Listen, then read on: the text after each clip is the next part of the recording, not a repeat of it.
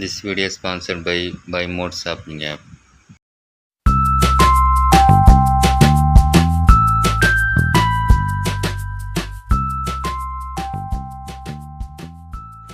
வணக்கம். பூக்களின் மருத்துவ குணங்கள் பற்றி தெரிந்து கொள்ளலாம்.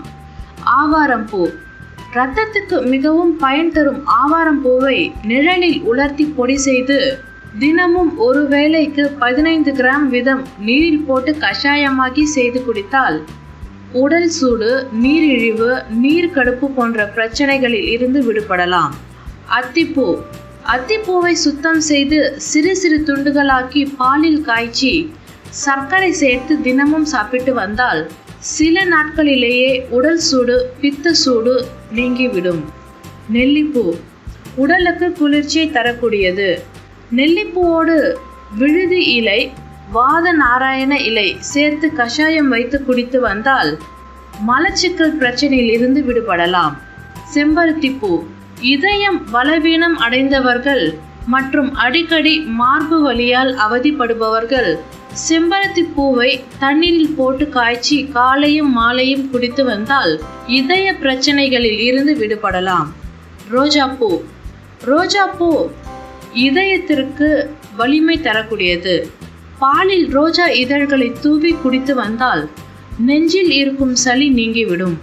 மேலும் இரத்த விருத்தியையும் அதிகரிக்கும். வேப்பம்பூ. வேப்பம்பூ சிறந்த கிருமி நாசினியாக இருக்கிறது. இந்த பூ வீட்டில் இருந்தால் சின்னஞ்சிறு கிருமிகள் கூட ஓடிவிடும். உடலுக்கு மிகவும் குளிர்ச்சியை தரக்கூடியது வேப்பம்பூ. முருங்கைப்பூ. ஆண்களுக்கு ஆண்மை தன்மையை அதிகரிக்க செய்ய உதவுகிறது முருங்கைப்பூ. மேலும் வயிற்றில் உள்ள கிருமியை அழிக்கக்கூடிய தன்மை கொண்டது. மல்லிகைப்பூ. கண் பார்வையை கூர்மையாக்க சக்தி இதற்கு இருக்கிறது. மேலும் சிறந்த கிருமி நாசினியாகவும் செயல்படுகிறது மல்லிகைப்பூ. குங்குமப்பூ.